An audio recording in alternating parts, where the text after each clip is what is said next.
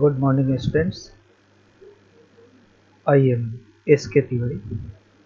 Today, I am going to teach you Class 7 Mathematics of Chapter 3 Data Handling.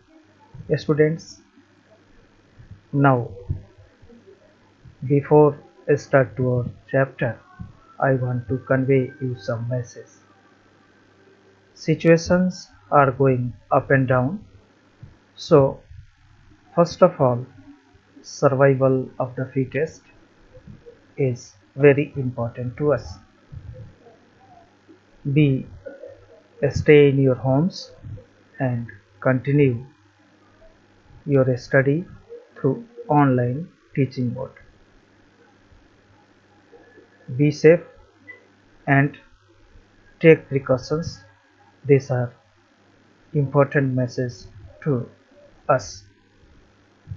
Students, in this chapter data handling, there are few points which are essential to understand that in our daily life situations you are seeing different type of data which has been given in magazines, newspapers, television and different medias. In this data we can say that these are collected by the observer, and after collection the organizations of the data has been take place, and after organization this data is represented through different graphs. So students, in data handling we will understand that how data is collected, after that how data is organized, that is either in the tabular form or different types of the forms which can be utilized, and these organizations of the data needs to a specific analysis, that is after analyze we interpret the data, that is a representation of data in graph. So these are the steps of this chapter. Let us start to our chapter data handling.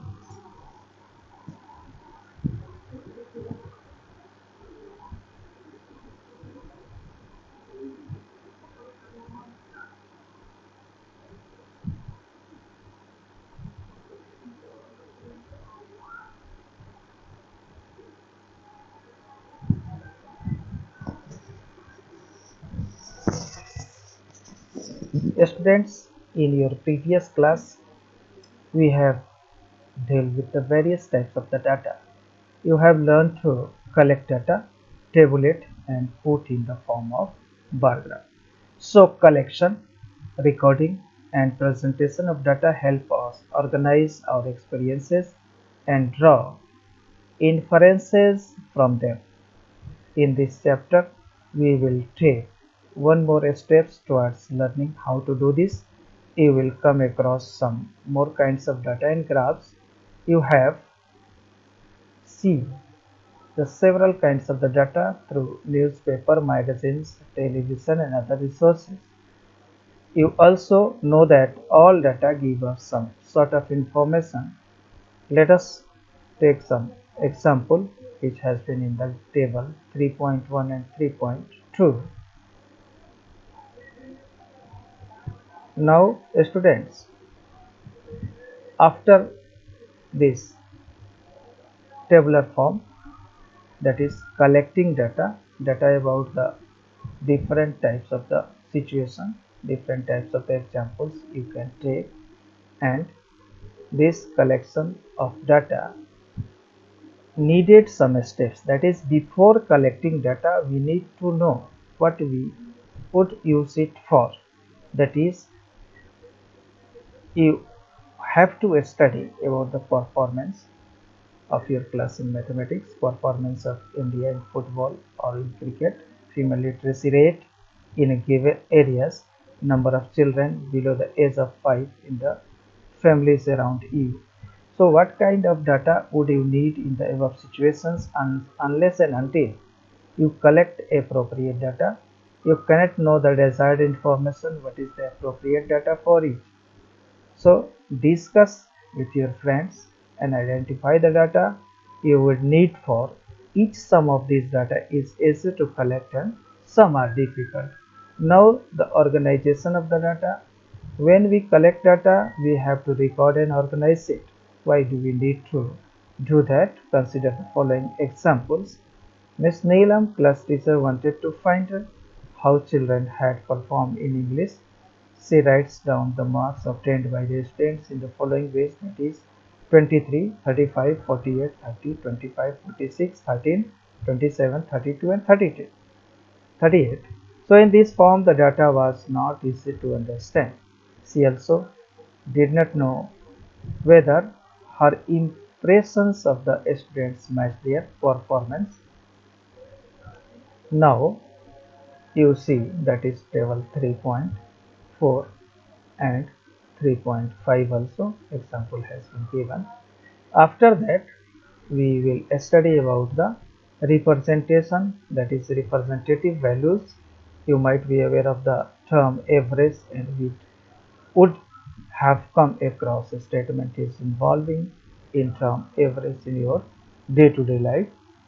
As I spent on an average of about 5 hours daily for her study, the average temperature at the time the year is about 40 degrees Celsius. The average age of pupils in my class 12 years.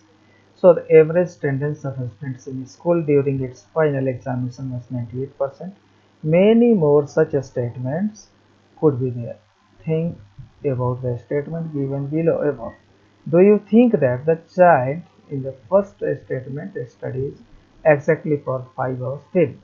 Or is the temperature of the given place during the particular time always be 40 degrees, or the age of each pupil in the class 12 years? Obviously it is not possible. So by average we understand that Isa usually studies for 5 hours. On some days she may study for less number of hours, and on the other days she may study longer. Similarly, the average temperature of 40 degrees Celsius means that very often the temperature at this time of the year is around 40 degrees Celsius. Sometimes it may be less than 40 degrees Celsius, and at other times it may be more than 40 degrees Celsius. So thus we realize that average is the number that represents or shows the central tendency of a group of observations of the data.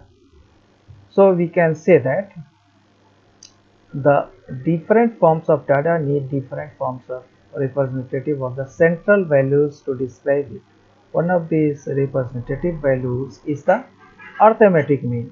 You will learn about the other representative values in the later part of the chapter. This is called, that is, in arithmetic mean. We can say that the it is actual mean. To understand this in the better way, let us look at the following example. Two vessels contains 20 liters and 60 liters of milk respectively. What is the amount that each vessel would have if both share the milk equally?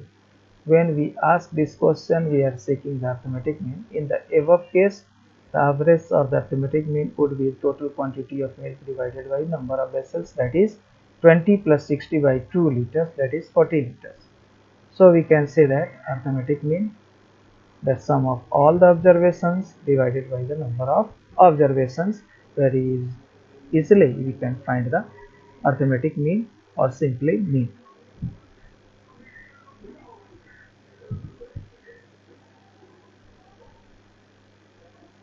Now students, you see the range.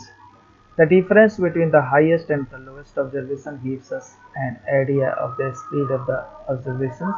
This can be found by subtracting the lowest observation from the highest observation. We call the result the range of the observation. Look at the following examples. The ages in year of 10 teachers of school are, that is 32, 41, 28, 54, 35, 26, 23, 33, 38 and 40. So you can find the what is the age of the oldest teacher and what is the youngest teacher, what is the range of the ages of the teachers, what is the mean age of these teachers. So first of all, by getting the solutions, arranging the ages in ascending order, and after that you can find that oldest teacher is 54 years while the youngest teacher is 23 years.